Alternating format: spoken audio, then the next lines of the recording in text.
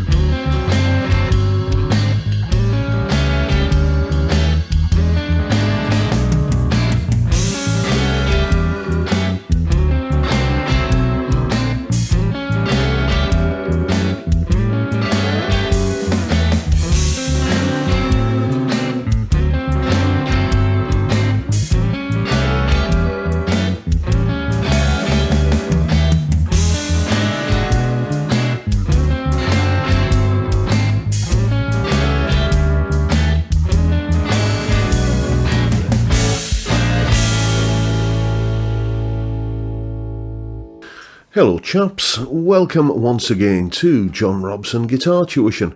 As always, I do hope you're well. That was a little bit of 12-bar blues that you just heard there.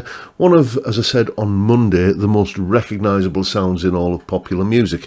And on Monday when I did sort of the breakdown of, what it is that constitutes the bluesiness of blues solo, I said that at some point I would kind of investigate the chordal side of blues as well, because you can hear a blues chord sequence without any singing or without any lead guitar part or any kind of lead part at all over the top of it, and just even without anything adorning it like that, it will still sound like blues. So there's obviously something going on in the chord sequence that lends it that inherent sense of bluesiness. What we're talking about today is, in essence, what makes blues sound bluesy. Well, here is the explanation. Right, so it's all about the chords, basically, and the type of chords that are used in blues, which essentially have the foundation of the bluesy sound baked into them. We often think of blues as being based around the 1 chord, the 4 chord, and the 5 chord in a key. And there's some validity in looking at the blues chord sequence in that way. But you can also view it as just 3 different 5 chords from any given key. What do I mean by 5 chord? Well, basically the chord based on the 5th note of the scale. For instance, if we take an A major scale, because we're going to be doing this in the key of A, then the notes are A, B, C sharp, D, E, F sharp, G sharp, and A. So count 5 notes up that scale. We come to the E note. So the 5 chord in the key of A is an E chord. And if we're thinking, okay, if they're all going to be 5 chords, well, in the key of D, we have the notes of D, E, F sharp, G, and A, and then B, C sharp, D. So 1, 2, 3, 4, 5. A is the 5th note in the D major scale, so the 5 chord in the key of D will be an A chord. And if we look at the key of G, the notes in that scale are G, A, B, C, D, E, F sharp and G. So count 5 notes up that scale, 1, 2, 3, 4, 5. We come to a D note. So the 5 chord in the key of G is a D chord. Now the thing that characterizes these 5 chords, or dominant chords is another word for them, is that they can have a flattened 7th note added to them. What is the flattened 7th note? It is the note 2 frets below the root. So if I play an A chord here like that, this is the root note, or one of the instances of the root note here up on the top E string, and basically I add the note 2 frets below that. That's a G, and I get an A dominant 7th chord, as it's called. And basically that chord has a really, really tense interval in it. It has this interaction between the C sharp note and the G note. That is a really kind of nasty, dissonant, tense interval. You bury it inside the chord and it becomes a little bit more polite sounding, but it's still there. It has a lot of tension in it, and that tension wants to resolve. Where? Well, A7 is the 5 chord from the key of D, remember? So it wants to resolve onto a D chord. You can hear tension and resolution. When you land on that D chord, everything sounds resolved and at rest in a way that it doesn't when you're on the A7 chord. And then the D7, the D chord, when we arrive at that, here it is. Once again, that has a similar kind of very tense interval in there between the C note and the F sharp note. A really kind of dissonant, ugly sound. Once again, you bury it in the context of the chord, and it sort of rounds off the edges a little bit, but that tension is still there, and that tension wants to resolve. The D7, remember, is the 5 chord in the key of G, so that wants to resolve to a G major chord. And again, you get that same satisfying tension and resolution. So what we've got here, let's have a look at the last one, the E7 chord.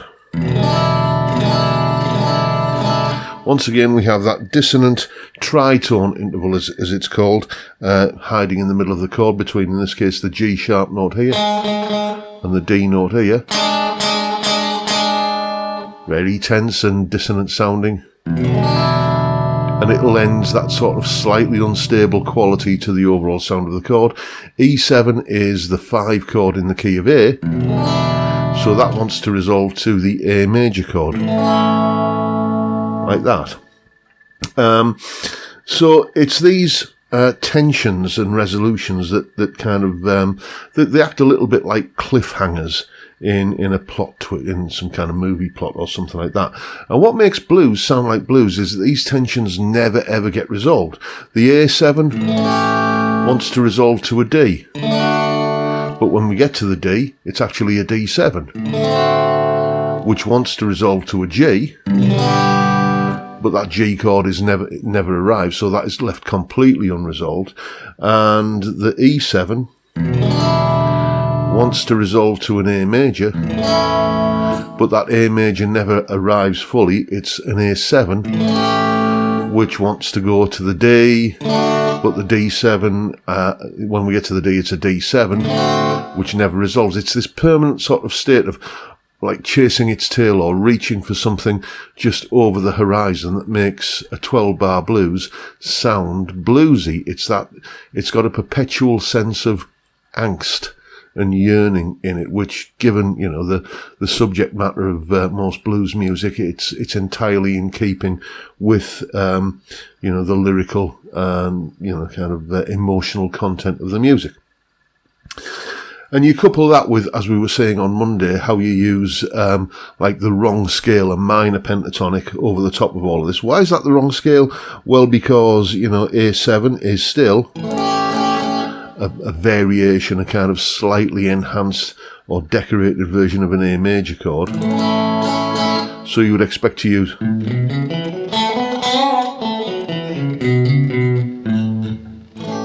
an A major pentatonic over the top of it, but we don't use the A minor pentatonic. And it's these two things here, the use of the minor scale, where strictly a major scale would be the textbook choice, and all of these unresolved dominant seventh chords that never kind of quite lead to where they will fully sound at rest. That is the essence of what makes blues sound bluesy. And you can do this all day long in a 12-bar blues, and it will sound like a 12-bar blues. But many songwriters have used this sort of unresolved dominant seventh chord trick to enhance a song that you wouldn't think of as a blues. For example, you wouldn't necessarily think of a song that we looked at, or a solo that we looked at a few weeks ago on the channel, Can't Buy Me Love by the Beatles. You don't immediately think of that as being a blues song, but it has, in certain parts of it, in the verses, I think, like this kind of C7, F7, G7. It's essentially the same chords as we're dealing with here, but just transposed into a different key. It has this unresolved dominant seventh chord thing kind of perpetually going round and never quite resolving. Same with I Feel Fine by the Beatles as well. That, again, you've got the I won't play the riff because I don't want to get copyright claimed, but you know,